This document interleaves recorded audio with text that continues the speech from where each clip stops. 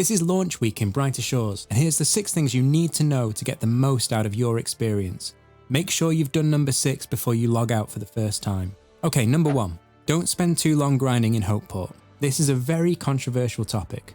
There are rumours flying around that you get your progress reset in later episodes. This is not true. However, each episode has its own combat gear, so weapons and armour from other episodes are not effective in that area.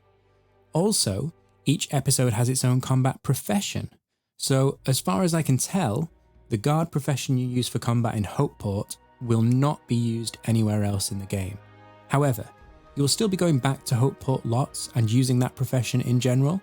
It's not being reset and it's still useful. Similarly, I haven't yet found a way to do fishing, cooking, or foraging outside of Hopeport, but the alchemist profession is always used.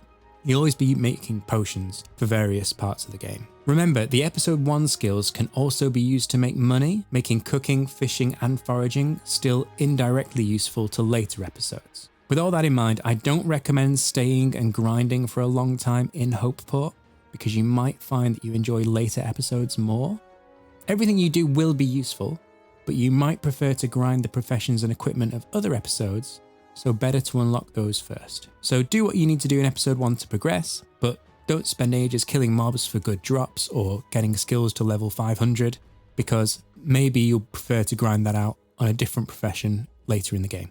On a related note, number 2, follow the main story. In order to unlock more content and discover where you really want to spend your time, I suggest following the main quest. There are quite a few quests in the game, but I prioritize the main story quest. There is a point where you have to get a total level of 60 in order to progress further, but you can get that very quickly by just getting level 12 in each of the 5 starting professions. If you do want to beeline a particular skill, I would recommend Alchemist, as you use it a lot in every episode, and you can sell potions for good money, but bear in mind you'll also have to level up Foraging to support the higher level potion making, at least until player-to-player trading is enabled and you can buy supplies from other players.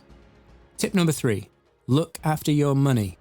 I found that I felt very rich very quickly and didn't really have anything to spend my money on. This does not last. As you get to higher levels, you will need to buy skilling equipment, which is considerably more expensive than other items you've seen so far. Don't just buy everything at once.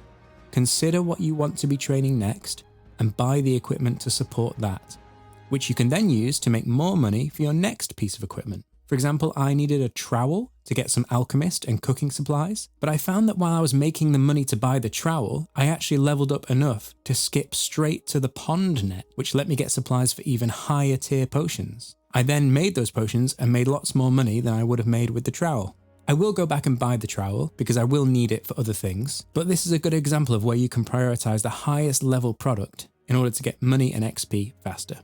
Tip number 4, use the info cards. Every item has an info card that you can see by clicking on it and clicking info.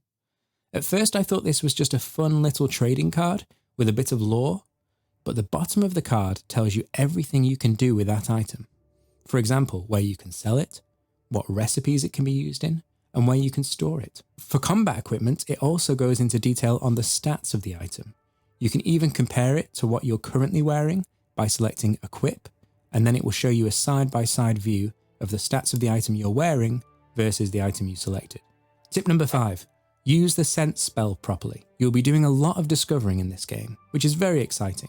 You can use your map to tell you where there are things to discover, as it will show question marks in the room where you have undiscovered features. When you get to that room, the quickest way to find everything is to use the sense spell that you get at the start of the game. I spent a long time complaining that I had to go to the spells tab and close my map to use this spell and saying they should add a keybind, only to find out that there's already a keybind in the game. In the bottom right, there's a little button you can click to cast sense without going to the spell tab. Also, you can just hit Ctrl S on your keyboard and that will cast sense. I have to give credit for this tip. Mezigoto came to my stream and told me about this, and he got that tip from Graphic. So yeah, check out Graphic's videos on YouTube. He's got some good tips as well. Finally, tip number 6, and this is an important milestone to hit before you log off for the first time if you can. You may have heard that this game supports offline training. In order to prevent fear of missing out and botting, you can leave your account training while you're offline. What we didn't know is that to use this you need to have level 20 in at least one profession and get a knowledge point. Personally, I did this with the guard profession because you get a lot of XP from the quests, and so it was just the first profession that I hit level 20 in. To get the knowledge point is simple. You start getting these after you hit level 20 in a profession. So in some ways it's worth beelining one skill to 20 to start with. Why? Because knowledge points are very powerful. After you get level 20 in a profession, you begin to get knowledge progress. So far, it looks like you get 1% progress for every skilling action that you do, and you get 3% for every monster you kill. So it doesn't take long to get 100%. After you get 100%, you then cash in your knowledge point to unlock an offline skilling method that you have the right level for, or you can just convert that knowledge point into a considerable amount of money or experience. Therefore, it's a good idea to get one of these unlocked as soon as you can, so your account can still progress while you're not playing. Now, the offline training isn't game breaking. You get only a small amount of XP and money while you're offline, which I think is how it should be, but it's certainly nice to have. And that's my 6 top tips for starting out on Brighter Shores. Let me know what tips you would share in the comments and what you think of the game so far. I'm streaming every day this week and putting out videos every day or so. So why not drop by and say hello, subscribe for Brighter Shores gameplay and guides, and why not check out one of these videos? Thank you so much for watching, guys. Have a great day.